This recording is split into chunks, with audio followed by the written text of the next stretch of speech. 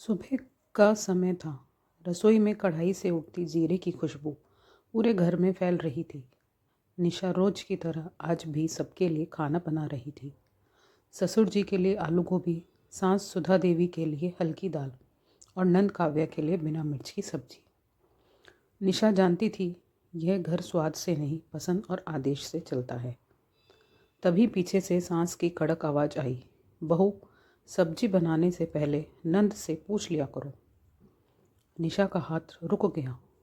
यह वाक़ई अब नया नहीं था, लेकिन हर बार उसकी आत्मा को उतनी ही गहराई से चुभता था।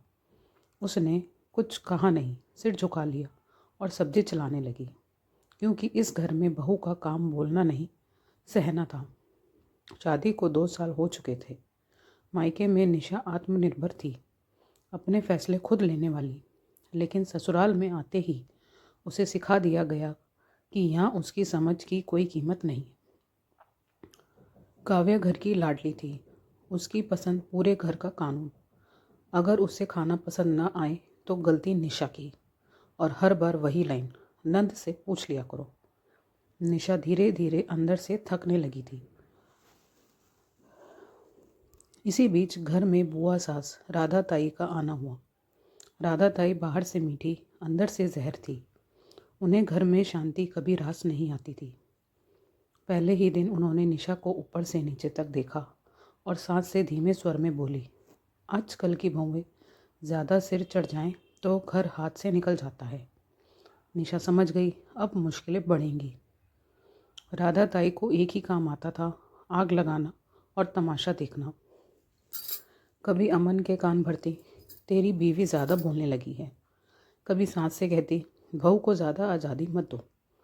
और काव्या को तो जैसे उन्होंने हथियार मिल गया था। अब शिकायतें बढ़ गईं। हर बात को बढ़ा चढ़ाकर बताया जाता। राधा ताई हर बार यही कहती, हमारे ज़माने में बहुएं सवाल नहीं करती थी। निशा अब मुस्कुराना भूल चुकी थी।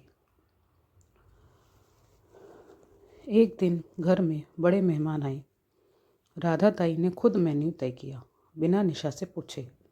निशा सुबह से रसोई में लगी थी। बुखार था, सिर घूम रहा था, लेकिन किसी को कोई फर्क नहीं पड़ा। खाने के समय काव्या बोली, भाभी, ये सब्जी तो खराब है। राधा ताई तुरंत बोली, देखा सुधा, मैंने कहा था ना, आजकल की बहुएं बस दिखावा करती हैं। सास ने सबके सामने कहा था ना, नंद से पूछ लिया करो।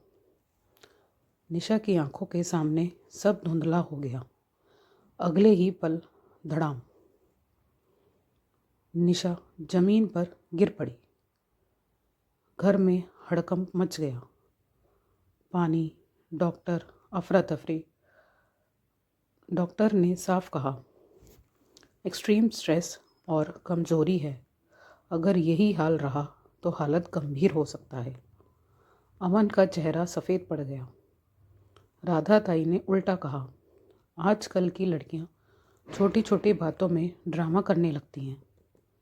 निशा ने अस्पताल के बेड पर आंखें खोली और धीमे से कहा, मैं ड्रामा नहीं कर रही, मैं टूट चुकी हूँ। घर लौटने के बाद राधा ताई फिर बोली, अब तो बहू को और संभाल के रखना पड़ेगा। इस बार निशा चुप नहीं रही।